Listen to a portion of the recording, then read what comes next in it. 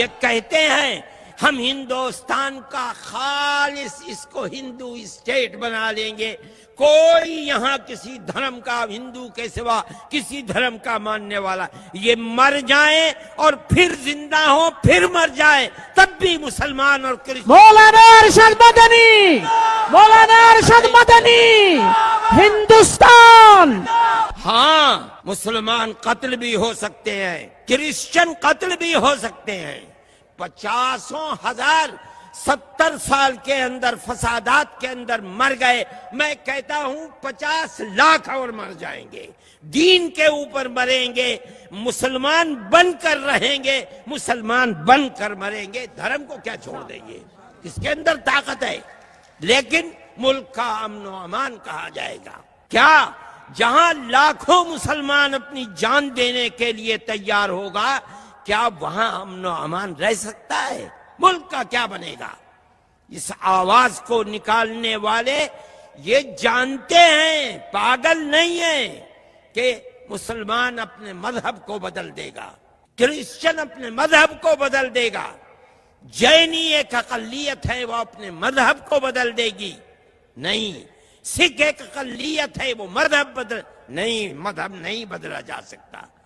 وہ اپنی کمیونٹی جو بے پڑھے لوگ ہیں انہیں مذہب کی شراب پلا کر کے، مذہب کا دیوانہ بنا کر کے ہمیں موقع دو ملک کے اندر حکومت کرنے کا، ہم 6 سال میں پورے ملک کو ہندو ملک بنا ڈالیں گے، یہ کہنے کے لیے پاگل بنا رہے ہیں۔ لیکن میں ایک بات کہتا ہوں، جو لوگ نفرت کی باتیں کر رہے ہیں، کرسی پر بیٹھ کر نفرت کی سیاست کر رہے ہیں اور گھر واپسی کی بات کر رہے ہیں، وہ لوگ ملک کے وفادار نہیں ہیں، چین و سکون کے ساتھ غداری کرتے ہیں۔ ایسا نہیں ہو سکتا۔ ارے بابا 20 کروڑ مسلمان کم ہے، 3.5 کروڑ کرسچن کم ہے؟ کون مائی کا لال ہے جو کہہ سکتا ہے کہ ہم 20 کروڑ مسلمانوں کے دین دھرم سے آزاد کر کے ہندو بنا لیں گے، کرسچن کو ہندو بنا لیں گے؟ مذہب وہ چیز ہے جس کے لیے جان دے دینا انسان اپنے لیے باعث سعادت سمجھتا ہے، کیسے چھوٹ جائے گا؟ مولانا ارشد مدنی، مولانا ارشد مدنی۔ آج کی صورتحال پورے ملک کو آگ کے ڈھیر کے اوپر کھڑا کیے ہوئے ہے، ہر جگہ فساد، پیار و محبت کو آگ لگائی جا رہی ہے، فساد کو بھڑکایا جا رہا ہے۔ کچھ لوگ ہیں ملک کے اندر جو آج بھی یہ سمجھ رہے ہیں کہ صحیح ہے، ہمیں اقتدار مل گیا، لیکن اس طرح کا اقتدار کہ ہم ملک کے اس دستور کو بدل ڈالیں، ملک کو سیکولر ملک کی جگہ ہندو ملک بنا ڈالیں، جس کے اندر کسی اقلیت کو زندہ رہنے کا آزادی کے ساتھ حق نہ رہے، ابھی ہم اس نشانے تک نہیں پہنچ سکے ہیں۔ میں یہ سمجھتا ہوں کہ اس ملک کے اندر جہاں اتنی اقلیتیں رہتی ہیں کہ اگر ان اقلیتوں کو ایک طرف کھڑا کر دیا جائے تو آج جو اپنے آپ کو اکثریت کہتی ہے وہ اقلیت میں پڑ جائے گی، اقلیتیں اکثریت سے تبدیل ہو جائیں گی۔ اس ملک کے اندر اس طرح کی صورتحال اس ملک کو تباہ کرنے والی ہے، کبھی یہ ملک پنپ نہیں پائے گا۔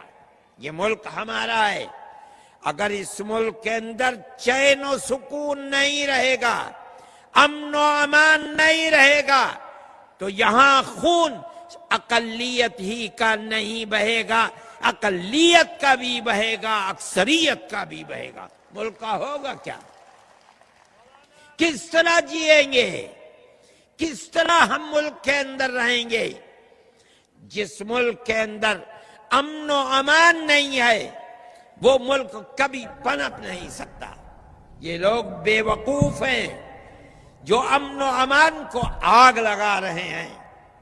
اور پھر ایک ستم کی بات یہ ہے کہ مذہب کے گیروی کپڑے پہن کر کے اور ماتھے پر قشقہ لگا کر کے جو مذہب پیار و محبت کی دعوت دیتا ہے، اس مذہب کے لبادے کو پہن کر کے پیار و محبت کی جگہ نفرت کو جنم دینے والی باتیں کر رہے ہیں۔ یہ چیز ناقابل قبول ہے۔ اس لیے ہم کہتے ہیں، اس لیے کہ یہ ملک ہمارا بھی ہے اور ہم ہمیشہ سے اس ملک کے رہنے والے ہیں۔ یہ ہماری کمزوری نہیں ہے۔ ہم یہ کہہ رہے ہیں کہ پیار و محبت کو لاؤ، ہماری کمزوری نہیں ہے۔ ہم چاہتے ہیں کہ ملک پن پہ، ملک ترقی کرے، ملک میں آزادی کے ساتھ ہر آدمی گھومے چلے۔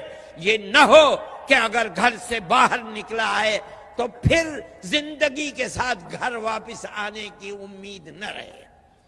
وہ لوگ جو ملک کے اندر پیار و محبت کی جگہ نفرت کو جنم دے رہے ہیں اور مذہب کا لبادہ اوڑھ کر جنم دے رہے ہیں، ملک کے وفادار نہیں، اپنے مذہب کے وفادار نہیں، اپنی مذہب کی غلط تصویر پیش کر رہے ہیں۔ اگر مذہب کی یہی دعوت ہوتی اور مذہب کی یہی آواز ہوتی تو مذہب کوئی 75 سال کا نیا مذہب نہیں ہے۔ یہ مذاہب تو ہزاروں سال پرانے ہیں۔ اب تک بھسم ہو گیا ہوتا ملک، دنیا میں آگ لگ چکی ہوتی۔ کیوں پیار و محبت سے رہتے تھے؟ اس وقت بھی مندر تھے، آج سے 100 سال پہلے بھی مسجدیں تھیں، مندر بھی تھے، چرچ بھی تھے، گرودوارے بھی تھے، وہاں پر بیٹھنے والے اور دنیا کو مذہب کی طرف دعوت دینے والے مہنت بھی تھے، درویش بھی تھے، صوفی بھی تھے۔ چین و سکون کیوں تھا؟ آج کیوں آگ لگ رہی ہے؟ یہ مذہب کی تصویر نہیں ہو سکتی۔ میں کہتا ہوں تم نے جو کپڑے پہن رکھے ہیں یہ کپڑے غلط ہیں، تم نے جو تصویر بنا رکھی ہے یہ فراڈ اور دھوکہ ہے، یہ مذہب کی تصویر نہیں ہو سکتی۔ مذہب تو پیار و محبت کا نام ہے۔ جو مذہب قتل و قتال سکھلاتا ہے، جو مذہب دلوں میں نفرت کو پیدا کرتا ہے، وہ مذہب نہیں ہے، ناقابل قبول ہے۔ اس لیے جمعیت علماء ہند اس کے لیے آگے بڑھی۔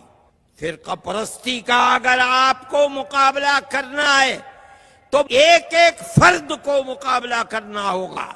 وہ دلوں کو توڑتے ہیں، آپ میں سے ہر فرد کو دلوں کو جوڑنا ہوگا۔ وہ نفرت پیدا کرتے ہیں، آپ کو نفرت کی جگہ محبت پیدا کرنی ہوگی۔ یہ کام تنہا جمعیت علماء کا نہیں ہے، یہ کام ہر فرد کا ہے۔ اگر ہر فرد نہیں کرے گا، یاد رکھو نہیں کرو گے، آنے والے دنوں میں ساری دنیا کے فرقہ پرست مل کر تمہیں مٹائیں گے۔ کس طرح زندگی گزرے گی؟ کس طرح کاروبار کرو گے؟ کس طرح رہو گے؟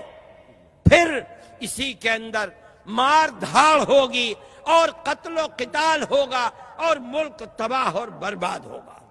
میرے بھائی، کوئی اس آواز کو نہیں اٹھا رہا تھا، جمعیت علماء نے اٹھایا، اور جمعیت علماء کا یہ کردار ہمیشہ رہا ہے۔